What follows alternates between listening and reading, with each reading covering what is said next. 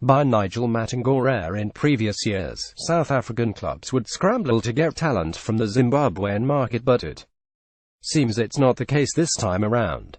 SuperSport United striker Kingston Enkatha. So far, only 2 deals have been completed between Superdisky clubs and the counterparts from the Castle Lager Premiership.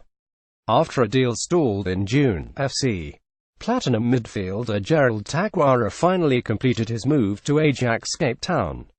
Takwara was supposed to have joined the Urban Warriors last year after impressing for the Warriors at the 2017 COSAFA Castle Cup, but the two clubs could not agree on a fee. The midfielder, however, finally made the move across the Limpopo when he flew out to Cape Town towards the end of last year. What is left for the midfield enforcer is to cement his place in new coach Muhsin Ertugrul's starting 11. The Urban Warriors are in danger of relegation as they currently sit in 15th place on the log with a paltry 13 points from 14 matches.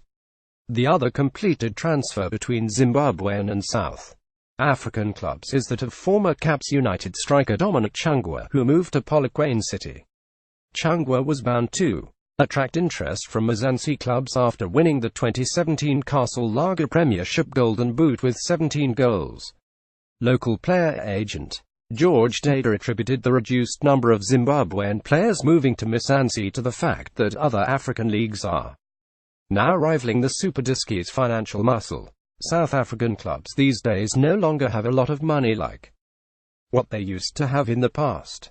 Dada said, "It now makes sense for players to look for other markets like Zambia, Tanzania and North Africa. The majority of our players who are moving to South Africa are going to earn between R30,000 and R50,000, and if you convert that to US dollars, it's not a lot of money." South African clubs do not offer accommodation and winning bonuses for their players, so you find that surviving on the salary alone is no longer enough. Dada encouraged local players to look for other markets across Africa as it was no longer lucrative to seek moves to the Superdisky. Clubs in Zambia are offering the players at least $6,000 and above, which is a lot of money compared to what players are getting in South Africa. He said, "Most of our players who are now going to South Africa are desperate to make foreign moves, but economically it does not make sense.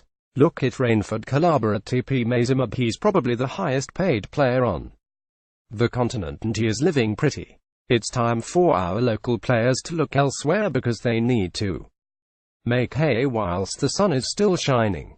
Football is a very short career and you need to make enough money to last you after retiring." Meanwhile, Zimbabwean striker Kingston Enkatha's future at SuperSport United is no longer guaranteed because of a lack of game time. The former Kaizer Chiefs player is facing an uncertain future as his contract with the club is set to expire at the end of the current campaign. Enkatha has been struggling for game time since Eric Tinkler arrived at the club, a sign that he might not be part of his plans.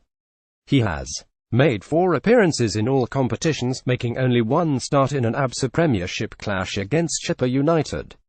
"At the moment, I can't comment on that. I'm not sure about Enkatha's future," Tinkler told Kickoff recently. Tinkler said he is not aware of the rumored interest from Cape Town City for the striker, though he says as a club they won't stand in his way if that was to happen.